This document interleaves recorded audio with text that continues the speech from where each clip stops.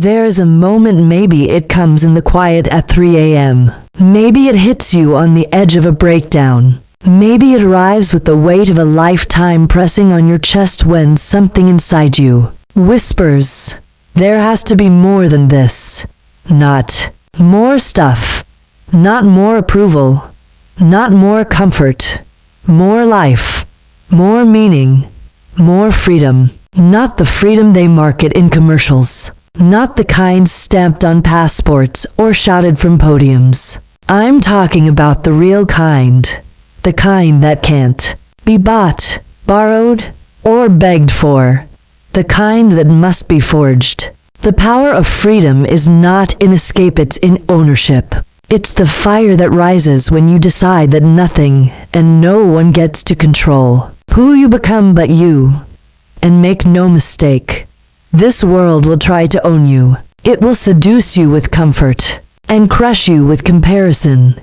It will praise your potential while punishing your progress. It will feed you fear, disguise it as logic, and call it safety. But there comes a time when you must stop negotiating with mediocrity. You are not here to blend in. You are not here to merely survive.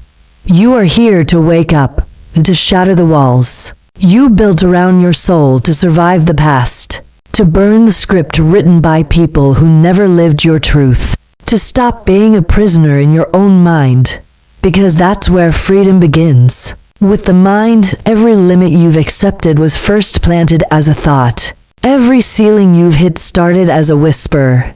You can't. You're not ready. You're not enough. And it's a lie. Henry Ford once said, whether you think you can, or you think you can't, you're right. Because belief is the first architect of destiny. The Wright brothers didn't just build a plane. They believed in flight when the entire world laughed. They didn't wait for proof, they created it. And in doing so, they changed the sky from a limit into a runway. That's what belief does. It takes the unseen and drags it into the world. It carves reality out of the raw stone of imagination. But belief is not passive. It is not wishing. It is will. You must decide what you believe, then live as if it were already true. When you believe in your purpose, discipline becomes devotion. When you believe in your vision, obstacles become stepping stones. When you believe in yourself, the world begins to shift, not because it changed, but because you did. But belief, on its own, is not enough. It must be harnessed, directed, given. Clarity without clarity. Belief is a storm with no target, motion without meaning, noise without direction. Clarity is the lens that focuses your energy like sunlight through glass until it becomes a flame. You don't need to know every step. You don't need a 10-year plan. But you do need to decide what matters. Ask yourself not what the world expects, not what your fears demand, but what sets your soul on fire. What vision, if you pursued it with everything you had, would make you feel alive? If your life had a title, what would it be? If it had a mission, what would it fight for? If it had a legacy, what would it leave behind? Because clarity is not just about goals. It's about becoming. It's about alignment. When your vision aligns with your values, your purpose becomes a compass. And when you know where you're going, distraction dies, doubt fades. You stop chasing everything and start building something. Walt Disney wasn't trying to impress people. He wasn't chasing applause. He was chasing a world he could see that no one else could. That's what vision does. It gives you the courage to walk alone, to stand in empty fields and see castles, to be laughed at, and keep building anyway, because you know what they don't. That vision is not a dream. It's a blueprint, and when that vision becomes part of your bloodstream, when it lives in your chest like a second heartbeat, it will demand more from you than comfort ever could. It will demand discipline, not the kind you force with guilt, the kind you choose with purpose.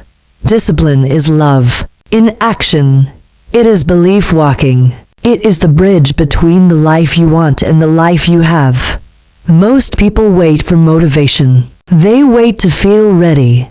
They wait for the right time. But the ones who win, they don't wait. They build systems where others chase moods. They build habits where others chase hacks. They understand that freedom is not the absence of rules, it is the presence of alignment. True freedom comes when your habits serve your purpose, when your days build toward your destiny. Discipline is not restriction. It is the highest form of self-respect. It says, I will not betray the future for the comfort of now. It says, I will not give up what I want most for what I want now. And that discipline stacked, day by day, action by action becomes your identity. Because you don't rise to the level of your potential. You fall to the level of your standards. Raise them. Not someday, now. Raise your standards until they scream. Until the old version of you no longer recognizes the reflection staring back. Until mediocrity becomes offensive to your soul. Because the life you want is not waiting in some distant future.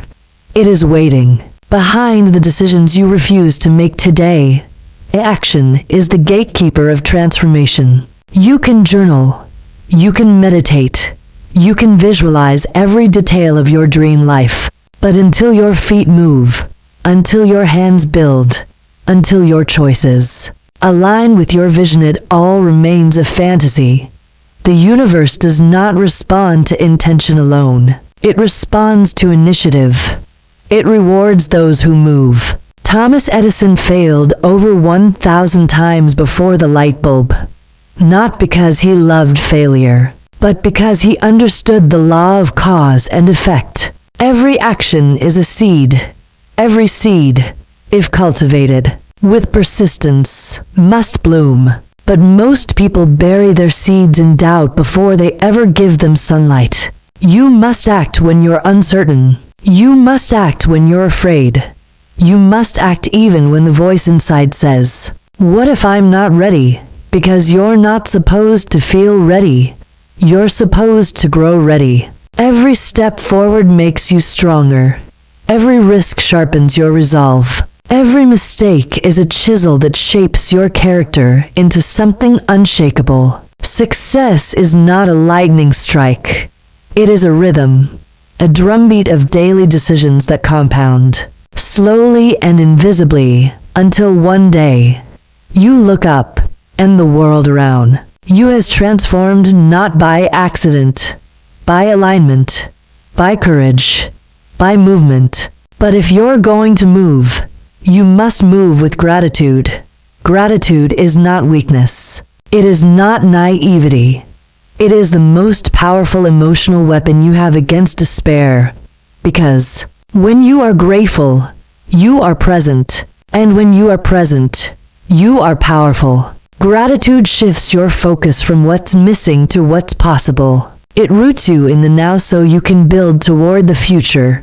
Even in chaos, even in pain, even when life throws everything at you, be grateful not because everything is perfect, but because you are still here. You are still breathing. You are still becoming. Carnegie once said that every adversity carries with it the seed of equal or greater benefit. Gratitude waters that seed. It keeps your eyes open when life tries to blind you. It whispers, this moment is preparing you. And if you listen, truly listen, you will begin to see the truth. The obstacle is not blocking the path. The obstacle is the path. Adaptability becomes your armor, not because the world stops shaking, but because you learn to dance in the earthquake, the rigid break, the flexible rise. You are not here to control the winds. You are here to adjust your sails. You are here to meet every storm with open eyes and steady hands, to face uncertainty not with fear, but with faith in your own evolution. Because freedom doesn't mean safety. It means sovereignty. It means the power to pivot. to shift, to respond instead of react.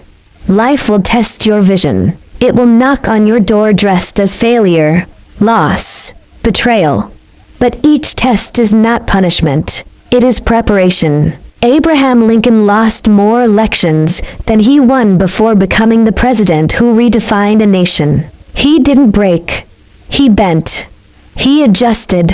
He evolved.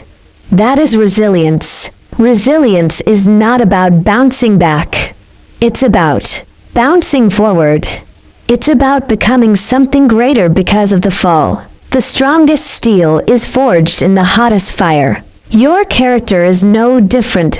So when life hits you and it will, don't crumble.